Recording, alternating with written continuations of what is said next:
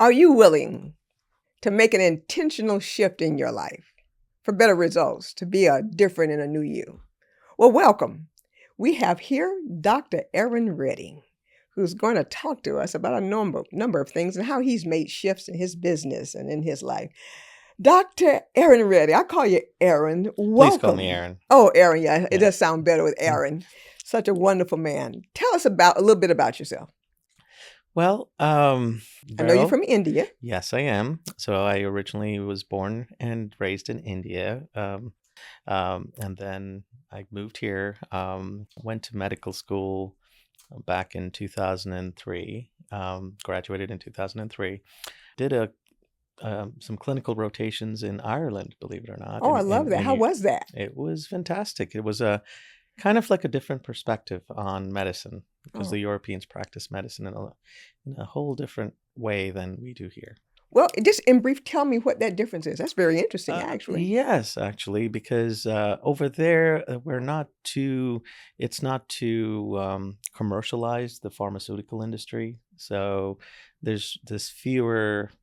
Um, there's a less of an emphasis on pharmaceuticals and a more of a holistic approach to things, where when we used to see patients over there and someone used to come in for say a certain condition, doctors used to give them natural options too.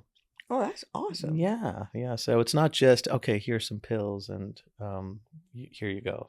So it was a very enlightening experience doing my clinical rotations there, where I kind of got a different idea as opposed to, over here, it's so pharmaceutical focused and driven And driven, yes, it is. that it's just a very small sliver of healthcare where the majority of Americans are exposed to when they go to see their physician. So, You're absolutely correct, mhm. because so many of us look for the holistic perspective on that.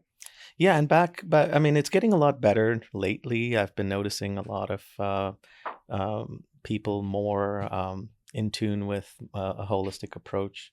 I'm seeing a lot of the term functional medicine thrown out a lot these days, Yes. and it's basically stepping back, looking at the bigger picture, and uh, and trying to figure out how you can improve one's quality of life, not just with pharmaceuticals, Oh, that's excellent. but with the pretty much whatever is available to us. Oh, that is Hmm. excellent. Yes. And I know you later on, after you got your medical degree, you went and got a Yes. master's. I did my master's in health administration.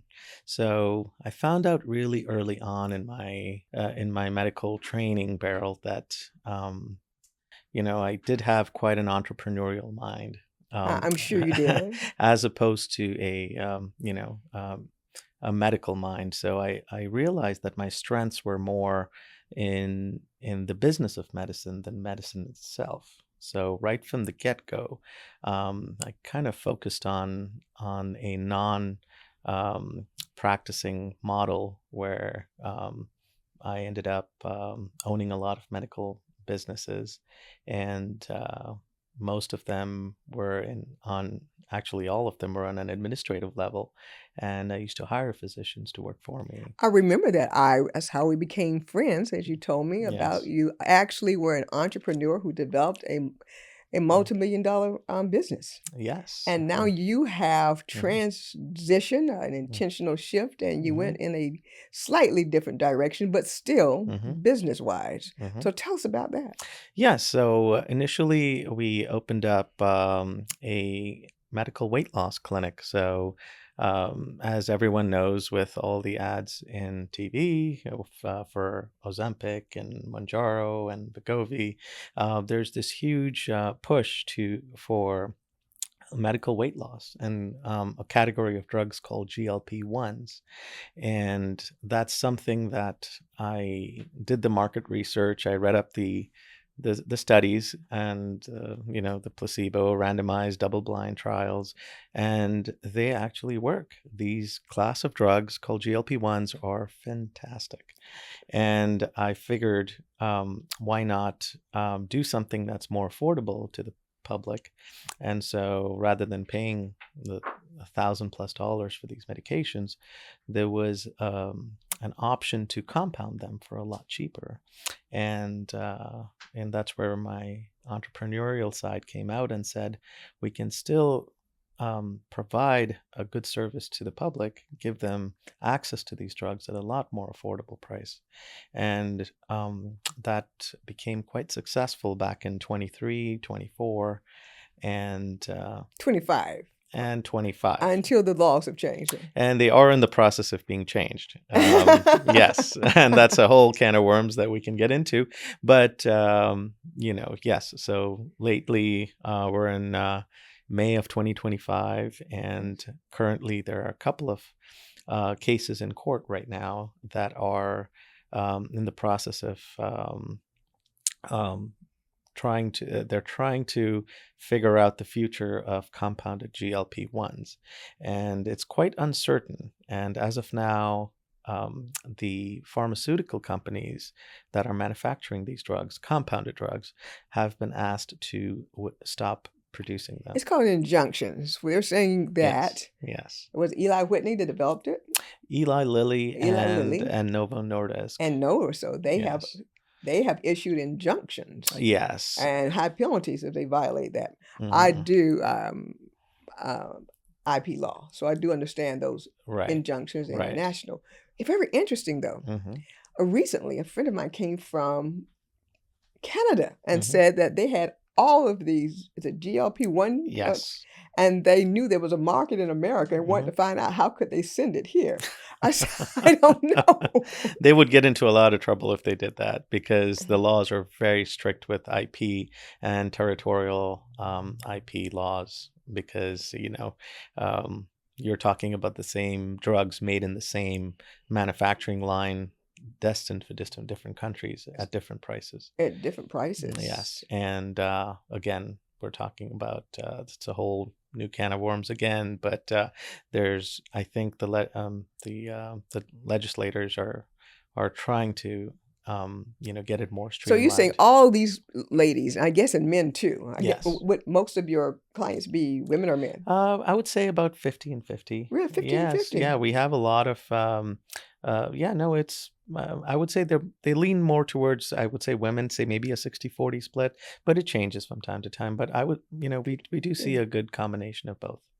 So is it basically because we all want to look good? We all want to Yes. look good for the summer. So you Yeah. appeal to that part of us.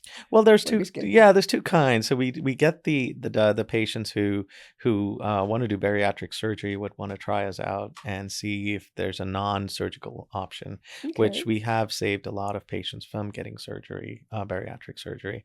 But there is, you're right, there are a lot of women who are not in the morbidly obese category, and they would just want to look better. They just want that 20 to 30 pounds, just look good for the summer, look good in a swimsuit. Well, we saw that at the Grammys. Everybody walked to the stage being skinny. I'm like, whoa. Everybody was skinny. You can't tell me y'all not using something. Yeah. A whole parade of older women and everyone Mhm. else. No, I was exercising and I was watching what I ate, and it was just, I'm like, be for real. Be for real. It's Yeah. too many of you in one place, always with the Yes. same thing. Yeah, so if you do have some friends who've lost a lot of weight on consistently, chances are they are having, like I said, unless they have a really good fitness trainer, a lot of them might be on these class of Oh, drugs. I obviously have seen that amongst my professional friends. Mhm. Of course, none of them own up to it. I'm like, wait a minute. She has an injury. I know she doesn't exercise. Yes. I'm a runner. Mhm. And I started laughing. I'm like, no, she has lost. I said, you've lost so much weight. You've lost 40 pounds. She says, oh, no, I've lost more than that. I'm like, oh, wonderful. I'm like, I know what you took. Mhm. And Yeah, and then that's and lately I've noticed there's a lot of med spas around offering these drugs in 23 and 24, and they've been coming. So I mean, you see a lot of these compounded clinics that are offering these drugs, and it became very popular.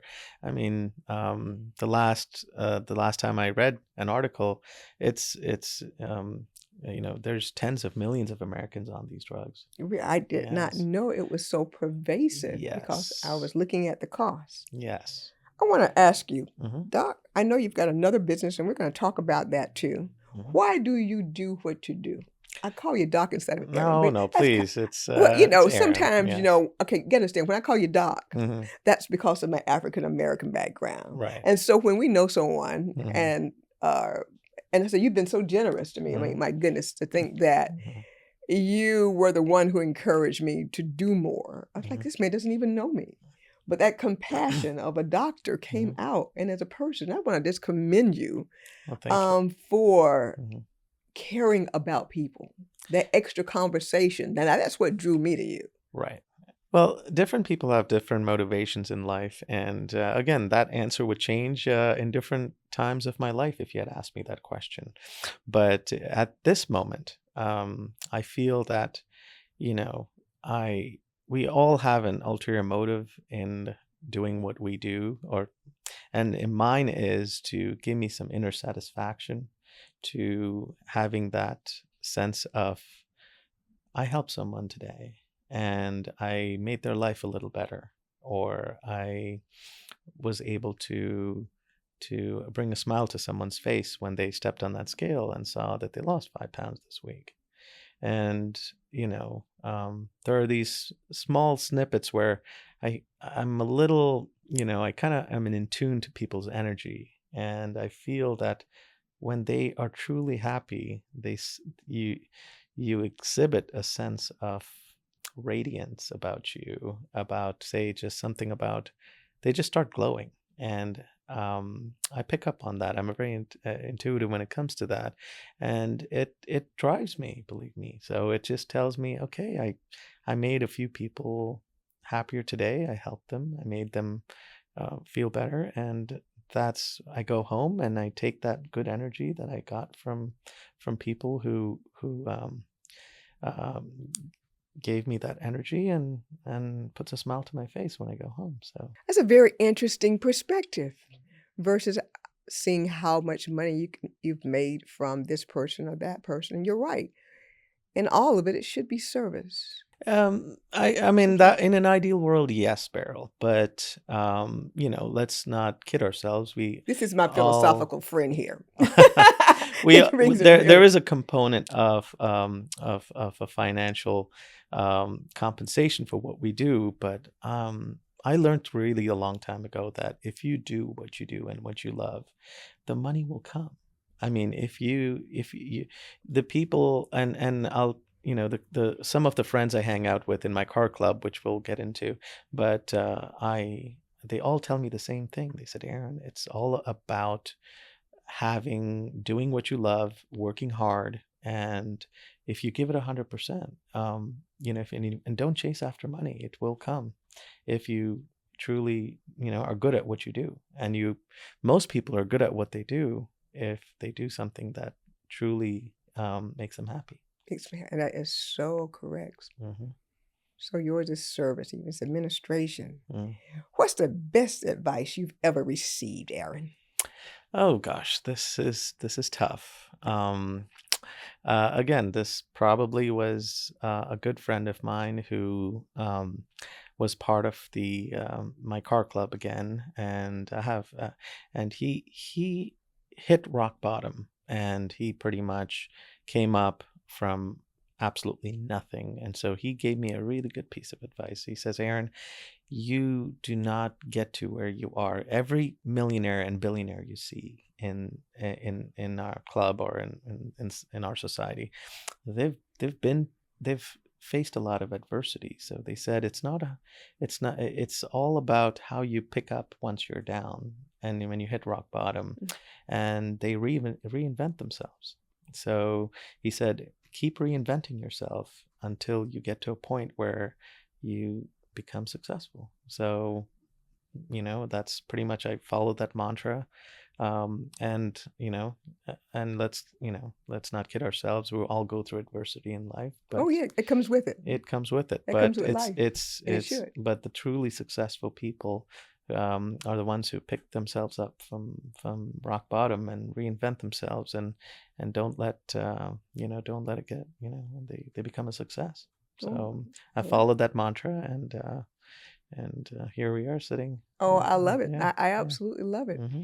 Well, you're doing something a little bit different Mm-hmm. since the change in the laws. What are you doing now? Yes, and again, coming back to the reinventing that we talked about, due to the fact that there's those legislative changes, I realized that there is a very interesting slice of family medicine called direct primary care.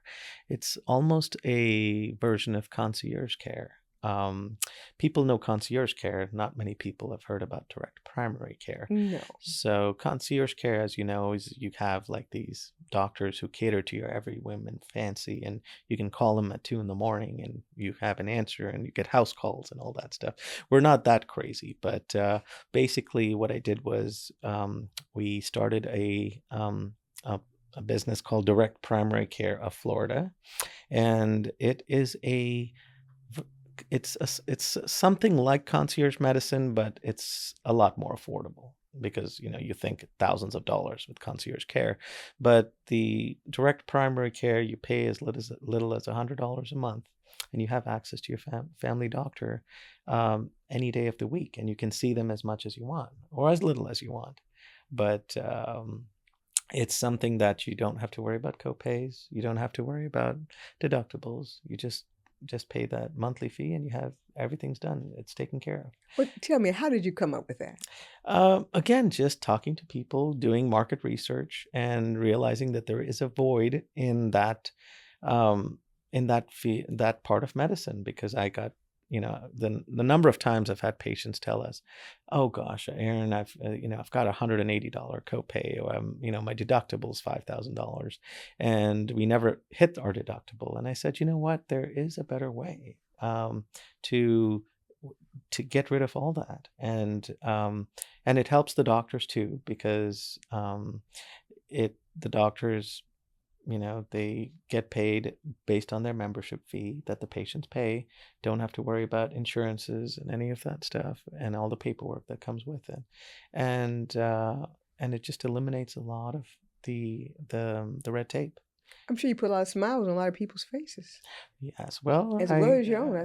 I hope so, but in the end, I think it's a better system and a better quality of care that we offer our patients, and our doctors seem to think so as well.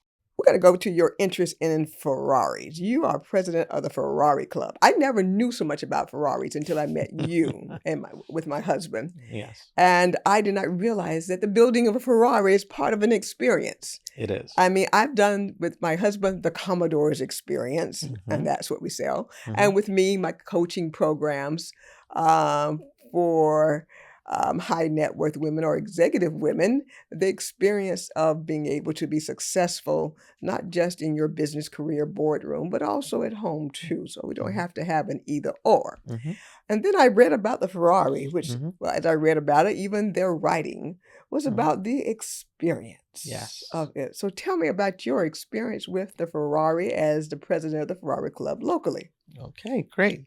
Well, I'll rewind a little bit. I grew up with a Ferrari Testarossa on my wall as a poster as a child. So, and then just had something to aspire to. So I was always interested in cars because my father used to race cars professionally Did you for really? 20 years. And these are, sir, I Yes. was wondering why you were into race cars. Yes, yes. So back in India, back in the 60s and 70s, he used to professionally race cars and motorcycles and was very successful at it. And I guess it just came in my genes. So I love going fast, and love the thrill of automobiles. And it got me into Ferraris quite early on. I bought my first Ferrari, I believe, about 8 years ago, and enjoyed it immensely. And Yeah, no, Ferrari is, I've driven other cars. I've driven Lamborghinis. I've driven the other sports cars, I was going to ask and you, yes, what's the difference in the feel of the Lamborghini versus the Ferrari, in your opinion? in my opinion, okay, Yes, sir. the Lamborghini is definitely a very good looking car, Yes, it is. and it draws a lot more attention than a Ferrari does, with those, swinging doors that go Oh, up, yes. and the exotic V8 sounds that it makes. But I just, driving a car is so spiritual for me. So it's just a connection, and then I never had that with the Lamborghini. I loved it. I loved the way it drove, and to most people out there, they would love driving that. But for me, it's just, when I drove my Ferrari, it calls to you. You are the ideal customer Mhm. for the Ferrari brand because they advertise that and they talk about that, providing that experience, a person that can connect Mhm. with Mhm. all of the craftsmanship and how they spend Mhm. special time Mhm. drafting that, the engineers and the artistry and thinking about their Mhm. audience, which would be you, Mhm. and how it's going to make you feel when you see it, when you sit in it, when you Mhm. smell it, and each and Mhm. every component. I thought that was pretty interesting. I had never heard of a car that talked about an experience. Mhm. And they sell the Ferrari experience. And you actually Yes. have felt that. I have, and it's a very visceral experience for me. It's what it's the vibrations through the seat. It's how you feel when you grab the steering wheel. It's just, and my first Ferrari was a gated shifter, so I used to shift my own gears, and it was just, I can't quite describe it. The word I would say would be magical. Magical Yes. as you shift the gears. Yes. Oh, that's So it was just something that just brought a smile to my face. It was never about, oh, the brand or anything like that for me. It was all what the car made you feel. If I had another brand that made me feel that way, I would be here talking about that brand. But for me, it was Ferrari. it was the And experience. yes, it was the How do experience. we translate that into our lives, that experience that people will smile? Because see, you smiled the whole time you were talking about that Mhm, Ferrari. mhm, And it's an mhm, inanimate object, but they were able to bring life to it that you felt. So here we are serving the public. mhm. How do we project that? Again, just do what makes you happy. I mean, everyone have different releases in life, and some people like cars, some people like jumping out of airplanes, some people like some things. So I mean, just do what you love doing, and again, you'll find your calling, I would say. So, but I think, yeah, just follow your passion, whatever you're passionate about. I think that's awesome. So Mhm. tell me more about whatever you want to share as we move forward. Maybe I do think that there's a huge lack of awareness about the primary care model that I just opened up. So I'd love to just share a little bit about what that model is. I would like to find out more And, about it. It's an option, and certainly would like to yes, share it with others. yes. Please share, Aaron. You always come up with something new. That's why I admire Well, you so much about that. our target demographic for this care model of care is actually not individuals, believe it or not. It's businesses, because if you ask any of your business friends who own businesses, they pay a lot of money for healthcare for their employees.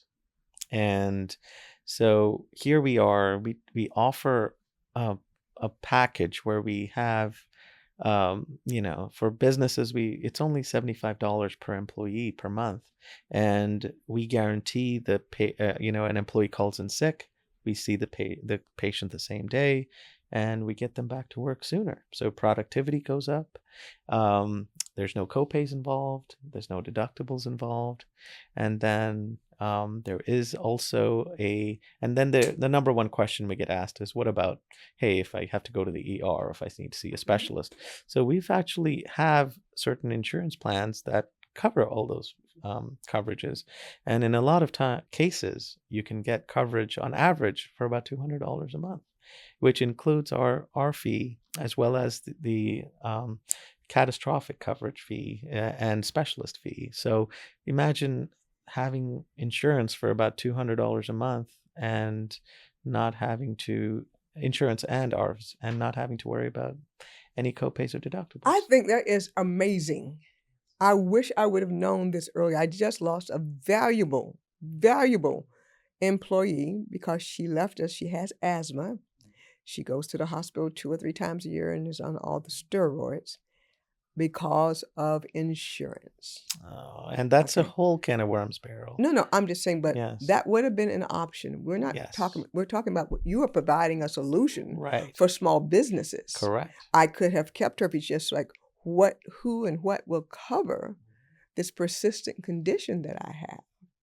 And I think that's just phenomenal. More people should know about it. So how do businesses, small businesses, get more information about this? What do they look up? How do they get in contact with you? This is Well, not, I remarkable. mean, if it's in the Florida area, anywhere in Florida, they can go to our website, And your direct website is, Aaron? directprimarycareflorida.com. directprimarycareflorida.com. Yes, but and for people who are not in Florida, they can go to they can just look up a direct primary care provider close to them. And it's just a movement that is getting more popular, and for obvious reasons, the insurance companies don't want that to get out of hand. But it's that fine line that direct primary care physicians, the most of them I talk to, they're almost afraid of going out and advertising this on a really large scale, because obviously we're talking a multi-billion-dollar industry for healthcare with these insurance companies, and we don't want to upset certain, people higher up where there's lobbyists involved and all that stuff. So Yes. it's a very difficult, it's that fine balance that we're trying to portray. So my suggestion is let them look it up. Any direct primary care practice, Wonderful. it is a balance between concierge care and an affordable version of concierge An care. affordable version, kind of like the GLP-1. Yes. I think that's remarkable. I know so many people, so many small businesses that would have engaged in those services because they really want to serve our employees. They're good. And it's amazing, Beryl, where you go to when I went to Quest Diagnostics, excuse me, and asked them, "Hey, can you give me a cash price if you bill us directly?" And it was significant amount of savings, about 80% off what they would charge you normally if you were to go to get your labs done. So so all these direct primary care practices, they've negotiated cash prices for you. To go to get an x-ray done is $30 or $40. Wow. And an MRI is about on average $300 to $400. And these are all pre-negotiated rates that we go to certain providers. Like I go to a cardiologist, and Yes. just today I had a meeting with an OBGYN, and I asked her that, hey, would you be interested in partnering up with us, and would you offer a cash price if we refer you patients? And she got so happy, and she says, Aaron, we'll knock off more than half of what we normally charge, because they don't have to worry about any red tape, no bureaucracy. Yes, as two Mhm. less employees. Someone doing billing Exactly. and So, so, collections. so majority of these primary care practices in the country, they've all negotiated good prices with your local specialists and your local imaging and labs. So I encourage your listeners to go and look up direct Wow. primary care practices in their areas, and just see if it would be a good fit for them. It And sounds like an amazing fit for so many people, particularly in light of what's happening. But those of us who are employers, we desire to see our employees happy and fulfilled. We really do. They're good ones. And here you are. You really did answer a problem that's so yeah, widespread. there's a need for it. And then, like you said, the, And if the doctors are anywhere like you, were very capable and very compassionate, they're certainly getting more for their money and their time than they can even ask for. And I sincerely mean that you are all that embodies the attributes of a physician, which I appreciate, even though you focus on business and take that time for us. I really appreciate that. Well, the medical school did give me a sense of the medical aspect of things. And I still, again, when we took that Hippocratic oath, when we graduated from medical school, that still is ingrained in me, where I do feel like I would like to serve. But at this and also the entrepreneurial side of me found certain needs that are not met and fill those needs. So it's kind of win-win. So you use your medicine for good, and then you fill a need for what's there out there at the moment. So 3 years ago it was weight loss medications, and now in 2025 it's I think the direct primary care is something that would benefit a lot of Americans. Oh, you're so amazing. Direct primary care in Florida, or direct primary care wherever you are in the country. What an amazing, amazing, amazing need he has met. And we want to thank you and all the doctors that are with you and for your lovely heart and the things that you do. Thank you for joining me, Oh, you're more than welcome, Aaron. Thank Beryl. you so I much truly enjoyed for having this join talk for with here you. the intentional shift. Hmm. He said reinvent, and we shall Absolutely. reinvent. See what the need is. Exactly. Thank you so much. Well, thank you so Thank much you as for well. sharing. Take care.